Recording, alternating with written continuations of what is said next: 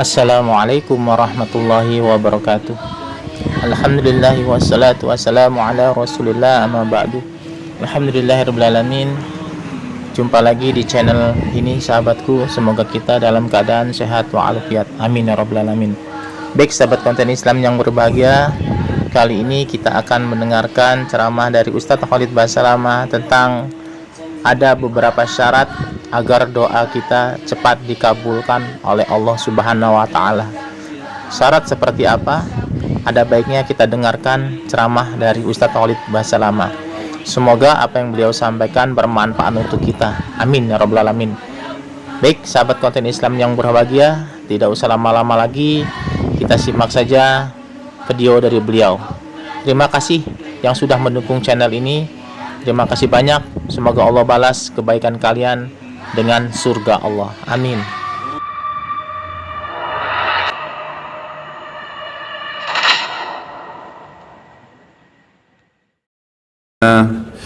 Adalah curhat seseorang, penyampaian hajat. Kalau bahasa kita sekarang mungkin orang curhat dengan Allah Subhanahu wa Ta'ala. Ada kultum saya khusus kalimat curhatlah dengan Tuhanmu, itu ada di YouTube. Itu kalau antum dengar sekitar mungkin 10-12 menit. Saya banyak titik beratkan masalah itu. Jadi banyak bagaimana perasaan kita ikhwah dan akhwat sekalian pada saat kita sedang punya masalah. Kemudian kita sampaikan kepada seseorang, orang itu sangat bijaksana, dewasa, jawabannya enak, orangnya amanah. Lalu pada saat dia kasih kita jawaban, kita merasa dapat solusi. Kira-kira bagaimana perasaan antum? Senang dengan orang itu. Baik, setiap punya masalah kembali nggak ke orang yang sama? Kembali. Nah, orang mukmin tahu bahwasanya sebaik-baik tempat untuk curhat itu bukan manusia, Allah Azza wa Jalla. Para ulama salaf kita itu selalu kembali kepada Allah Subhanahu wa Ta'ala. Apa saja. Pernah saya sebutkan riwayat Bukhari menjelaskan bahwasanya para sahabat itu kalau sendal mereka putus, mereka mengangkat tangan ke langit mengatakan, ya Allah sendal saya putus gantikanlah. Pada saat mereka lapar, ya Allah lapar berikanlah makan. Memang Allah nggak lemparin sendal dari langit, Allah nggak bakal lemparin makanan dari langit, tapi jawaban doa datang dalam bentuk sinyal. Antum bilang ya Allah sembuhin saya, Allah nggak lemparin obat dari langit, tapi Allah nanti akan memberikan jalan keluar. Antum bisa konsultasi sama dokter, cocok konsultasinya, resepnya cocok, sembuh. Allah jadikan dokter dan obat itu perantara atau penyebab antum jadi sembuh, gitu kan? Ada orang yang antum ngobrol tiba-tiba diberikan solusi jalan keluar oleh Allah Subhanahu wa Ta'ala, maka kita dengan sendirinya bisa menghilangkan rasa lapar kita karena diajak makan oleh dia. Dan begitu banyak jalan keluar dari Allah Subhanahu wa Ta'ala. Cuma memang yang harus diketahui ada beberapa syarat doa. Yang pertama ikhlas. Ya, ini wajib ikhlas dalam semua ibadah. Kalau orang tidak ikhlas hanya karena mau dipuji oleh orang, hanya karena rutinitas, sebuah kebetulan, gitu kan? Saja teman-temannya berdoa dia juga ikut berdoa, maka beda dengan orang yang mengkhususkan doa ikhlas kepada Allah Subhanahu wa Ta'ala. Yang kedua, dia harus berdoa dengan Allah Subhanahu wa Ta'ala, ya, tidak meminta sesuatu yang haram. Sebagaimana sabda Nabi SAW, doa yang diikuti dengan sesuatu atau permintaan yang haram tidak akan dijawab oleh Allah. Yang ketiga, berdoa dengan Allah sementara dia yakin. Kata Nabi SAW dalam hadis Bukhari, berdoalah kalian dengan Tuhan kalian muqinuna bil ijabah. Harus yakin Allah akan berikan ijabah. Ya, karena Allah tidak akan menerima doa, innallaha la yaqbalu doa min qalbin ghafil. Allah tidak akan terima doa dari hati yang lalai. Jadi harus diikuti dengan keyakinan. Yang keempat, menjauhi sumber-sumber haram, baik itu makanan, minuman, pakaian. Sebagaimana hadis yang sudah masyhur, Nabi SAW bersabda, seseorang rambutnya kotor, bajunya kotor, berantakan, gak punya alas kaki, berdoa ya Allah kasih, bagaimana Allah kasih makanan, minuman, pakaiannya haram, gitu kan? Kemudian yang kelima, tidak istijal dalam ijabah, tidak buru-buru. Kata Nabi SAW, yustajabu li ahadikum malam ya'jal. Pasti Allah kasih jawaban doa seseorang antara kalian selama dia tidak tergesa-gesa. Kata para sahabat, wa kaifa ya'jal ya Rasulullah, bagaimana cirinya orang yang tergesa-gesa? Kata Nabi SAW, yaqulu da'autu wa lam yustajabu li fatarakat doa. Dia bilang saya sudah berdoa tapi Allah belum kasih, lalu dia tinggalkan doa. Sementara doa itu punya batas sesuai dengan kadar bobot doanya. Misal antum hanya sekedar lagi jalan keluar dari rumah menuju ke satu tempat, antum mengatakan ya Allah mudahkanlah. Doa yang ringan, memang kebetulan antum lagi jalan ke situ, Allah mudahkan, selesai, dijabah langsung pada saat itu kan. Ada doa yang bobotnya lebih berat. Istrinya misalnya dia baru nikah, Dia belum tahu dia mandul atau istrinya mandul, lalu dia berdoa, ya Allah berikan saya anak. Mungkin dalam kondisi istrinya mandul atau dia mandul, Allah subhanahu wa ta'ala meletakkan orang ini kalau mau dikasih anak berdoa setahun misalnya, sebulan misalnya. Ada orang baru 2 minggu berdoa berhenti, maka dia dapat pahala tapi nggak dapat targetnya. Padahal kalau dia sabar, dia doakan, tidak ada masalah. Nanti akan kita lebih banyak bahas itu di aulia. Di sini ada nanti bahasan khusus untuk wali-wali Allah dan wali-wali syaitan. Akan banyak contoh-contoh di mana para orang-orang soleh dulu berdoa kepada Allah SWT dan diijabah oleh Allah, gitu kan? Tadi Nabi Zakaria berdoa 70 tahun baru Allah kasih. Bobot doanya memang berat. Beliau minta agar istrinya mandul punya anak, dan itu secara fitrah manusia sudah Allah ciptakan, nggak bisa. Tapi Allah SWT juga tetap berikan asal dia sabarin.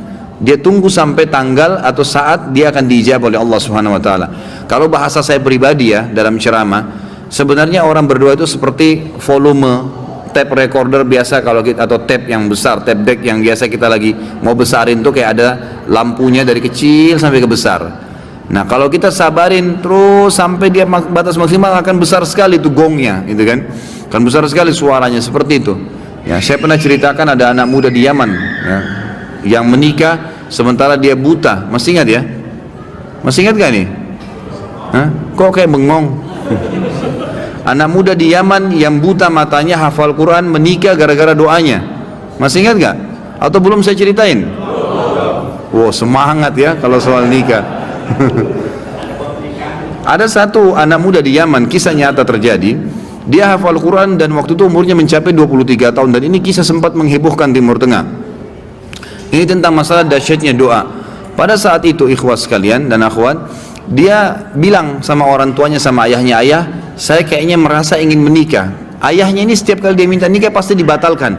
Kata ayahnya, siapa yang mau menikah dengan kamu nak? Kamu buta, kamu gak bisa melihat, kamu sendiri harus diurus oleh orang lain. Belum tentu ada perempuan yang mau sama kamu. Nantilah gitu. Selalu begitu. Dia bilang lagi, sama lagi dipatahkan sama orang tuanya. Sampai akhirnya satu waktu dia putus asa, dia bilang, ya Allah, dia berdoa, ya Allah, tunjukkanlah kepada ayahku kalau aku ini layak menikah. Dan dia selama sebulan, perhatikan ya, ada kasus ini, dia berdoa sebulan, bukan berdoa sehari, 2 hari, 3 hari. Dia berdoa sebulan, yang dia minta sama Allah apa? Ya Allah, kasih saya seorang istri yang cantik, kaya, pintar. Semua dia minta nih, 3-3-nya, gitu kan. Pokoknya cantik, kaya, pintar, gitu kan. Dia berdoa sebulan, terus dia berdoa sebulan. Dan ini umumnya nanti akan saya dengarkan kisah lain. Ingatkan saya sebentar, ada kisah seorang dari salaful ummah juga dari tabi'in yang kaya raya, bangkrut jadi kaya gara-gara berdoa sebulan. Memang ada batas waktu seperti itu ya. Kadang-kadang tergantung bobot permintaan. Maka dia berdoa sebulan. Subhanallah, di malam yang ke-20, di malam yang ke-30 dari doanya, setiap malam dia berdoa di tahajud. Artinya pas hari 29 dia berdoa. Karena memang Nabi SAW menekankan 1 bulan itu 29 hari, gitu kan? Makanya Hijriah kebanyakan 29 hari.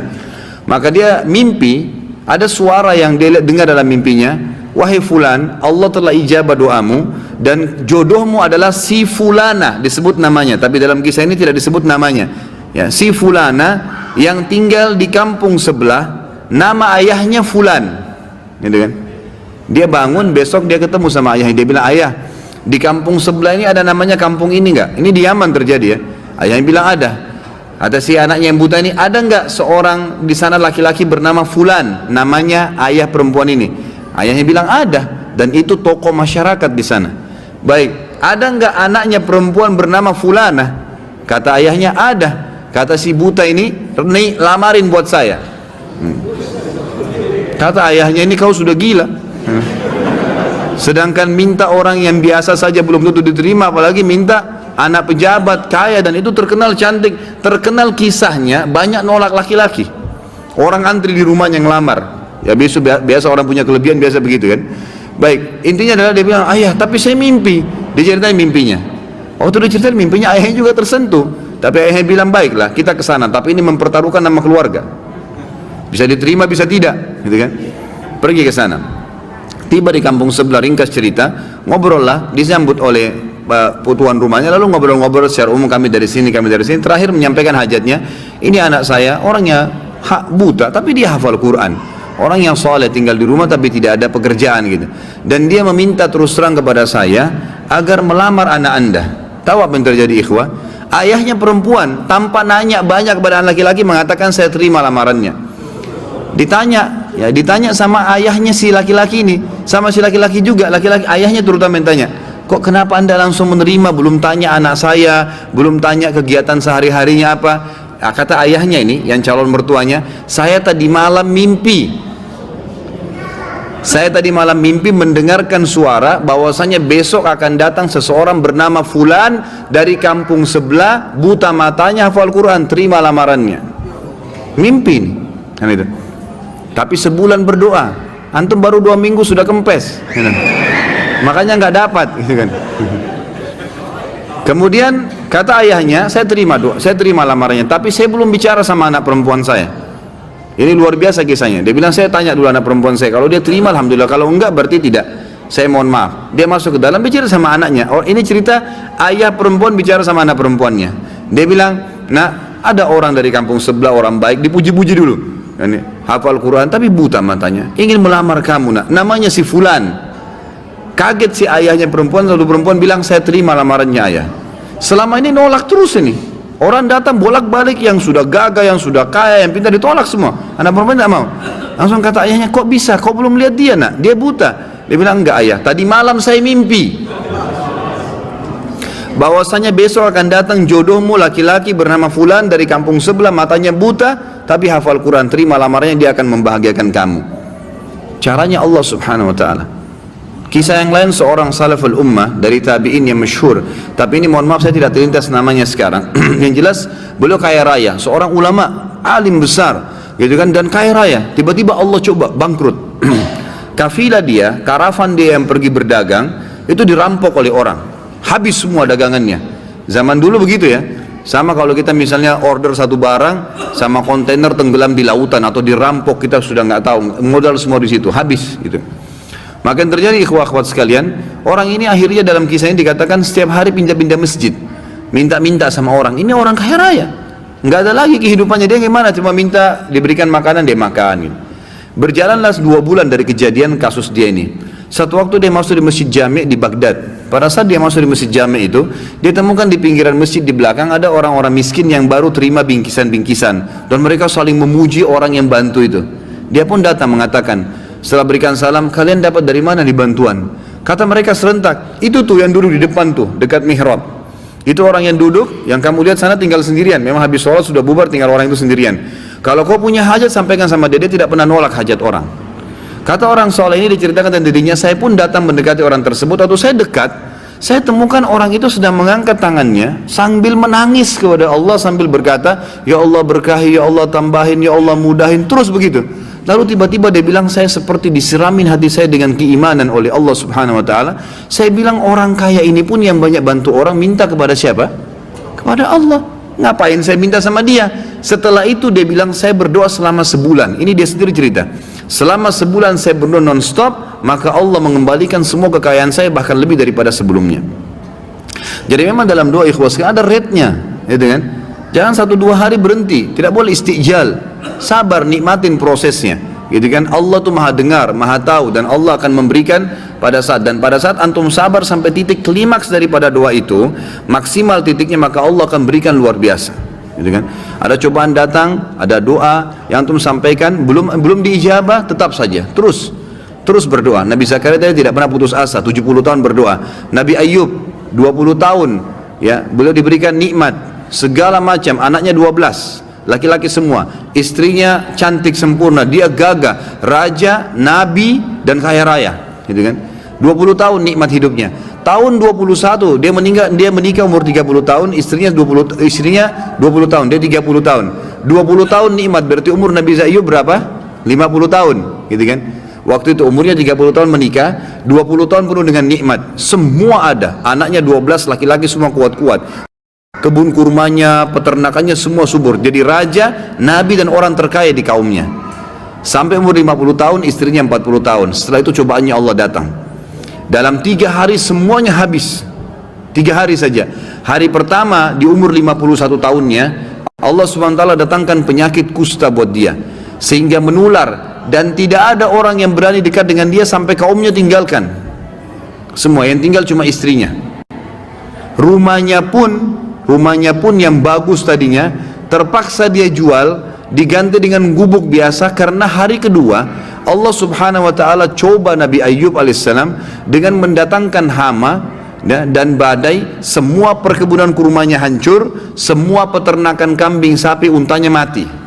Hari kedua ribuan ekor habis semua.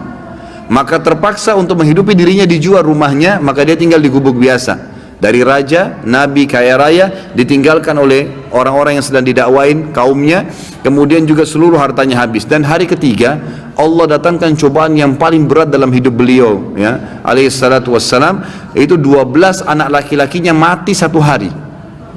Semua mati seketika tanpa sebab. 12 anak laki-laki sempurna sehat, mati semua.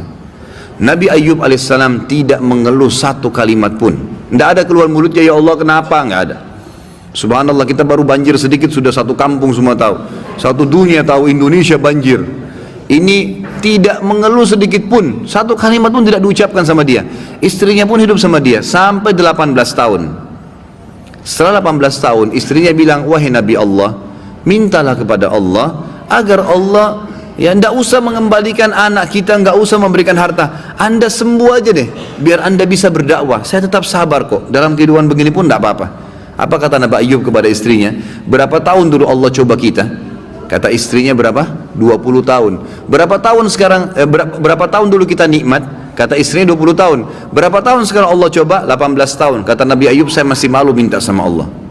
Tunggu, setelah 20 tahun cobaannya seimbang dengan nikmat yang Allah kasih, barulah Nabi Ayyub mengatakan, Rabbi anni massaniyad dur, ya Allah engkau telah timpakan penyakit padaku. Lalu apa permintaannya? Nabi Ayyub bilang, ya Allah berimbang nih 20 tahun sampai 20 tahun. Tidak.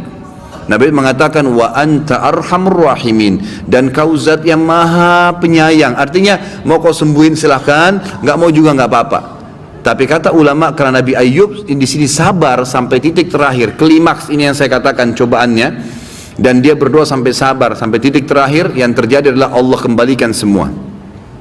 Fakashafna ma bihi min dur wa atainahu wa ahlahu wa mithlahum ma'ah. Ini jawabannya.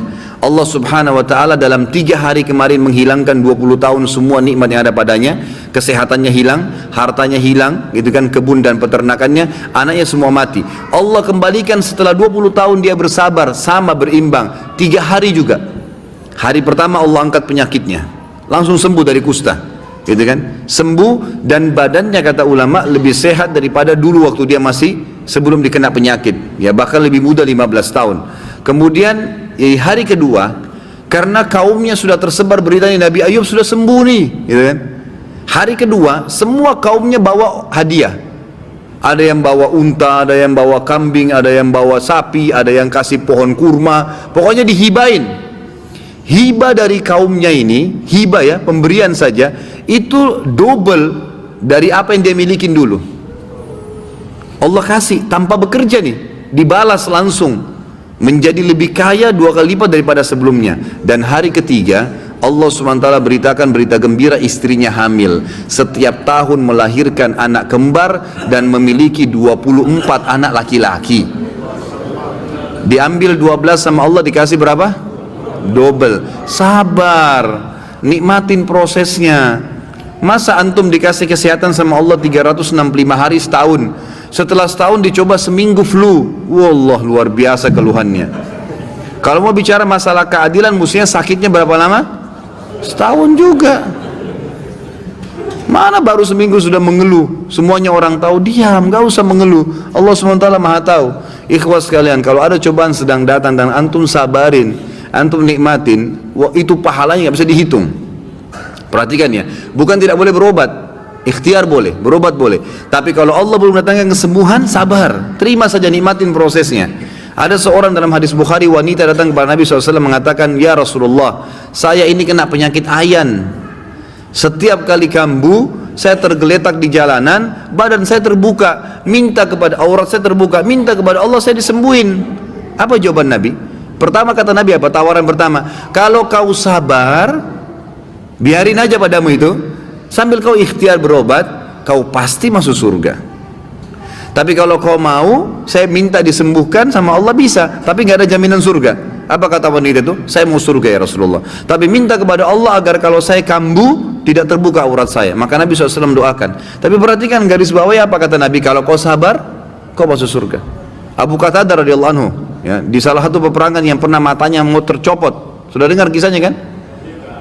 Belum juga? Masa sih?